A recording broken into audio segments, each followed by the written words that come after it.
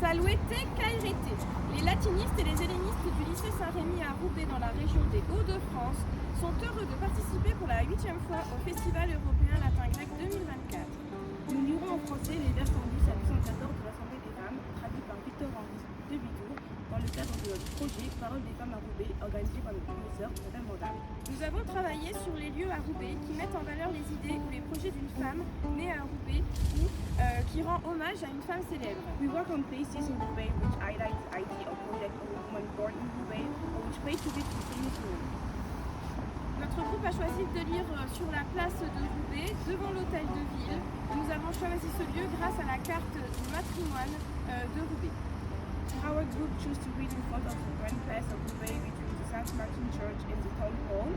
We chose this place thanks to the Roubaix matrimonial map. We chose this place because of Isabelle Roubaix founded an hospital in the 15th century on the same square. She's a woman who worked for the city of Roubaix. En effet, cette place représente Isabeau de Roubaix qui a édifié un hôpital à cet endroit. Quoi? Anessam de femmes au cœur frêle, parler au peuple, et comment feront-elles? Elles se sentiront le mieux du monde, va. Chez les garçons, on dit toujours que c'est toujours ceux qui se font le plus tromponner qui sont les plus beaux parleurs. Or, c'est justement notre spécialité. Quelle chance! Mais justement, si nous sommes réunis ici, c'est exprès pour répéter les rôles que nous aurons à tenir là-bas. Tu ne fais que bien de te dépêcher. Équipe-toi de ta barbe, toi et toutes celles qui sont parées à jacasser. Jacasser? Mais laquelle de nous ne s'y entend, mon coco? Eh bien, équipe-toi et sois un homme. Vite! Moi, je vais poser ici les couronnes et mettre aussi une barbe. Avec vous, pour si je crois devoir prendre la parole. Viens voir ici, Gaillardine, ma chérie. Regarde, ma pauvre, ce que c'est ridicule, ce machin-là. Comment ridicule? Tu prends des sèches rissolées, tu leur colles une barbe, voilà notre portrait. Purificateur, à tes casserolettes.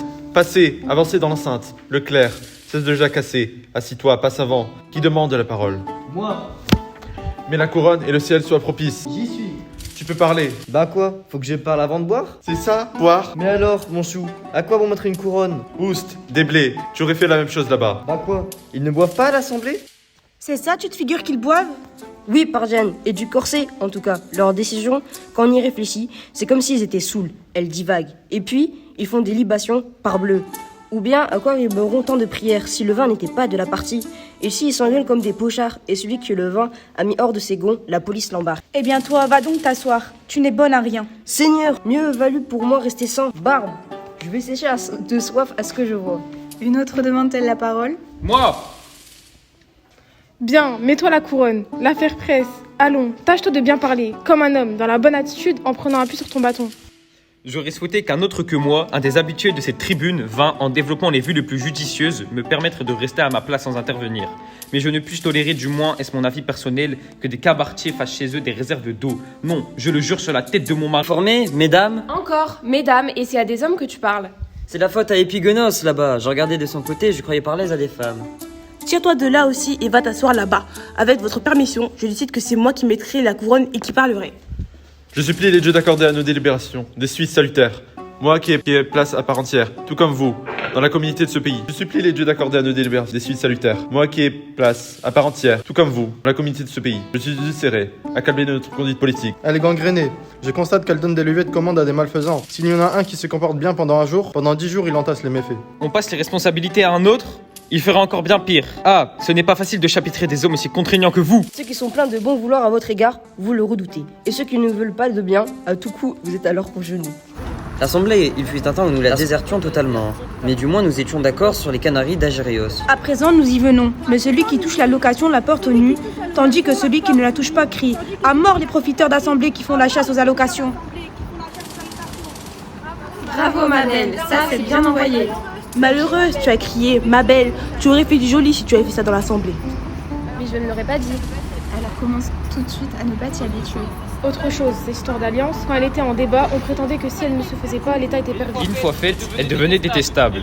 Et l'orateur qui avait fait prendre la décision, ça n'a pas tardé. Il a dû gagner le large et disparaître. La flotte doit-elle prendre la mer? Le prolétaire est d'avis que oui, les riches et les paysans sont d'avis que non. Vous détestiez les gens de Corinthe, et eux de même pour vous. Mais maintenant, c'est des gens très bien. À vous de vous conduire bien. Maintenant, avec eux. L'argien n'est qu'une buse, Hieronymus. Lui est sage. Le salut s'est profilé à l'horizon. Mais Tacibule est furieux qu'on n'ait pas recours à lui personnellement. Ce qu'il est malin, cet homme-là. Cette fois, l'éloge est correct. Et de tout ça, c'est vous, autre peuple d'Athènes, qui êtes responsable. Vous drainez les fonds publics pour vos allocations et vous n'avez Dieu chacun que pour votre profit particulier. L'État, lui, il chaloupe comme un chien boiteux, mais si vous m'en croyez, vous vous en tirez encore. C'est aux mains des femmes, vous m'entendez, qu'il nous faut confier l'État. Après tout, c'est bien à elles que nous donnons l'emploi, dans nos ménages, d'avoir la haute main sur la gestion. Bravo, vas-y, tu es un as.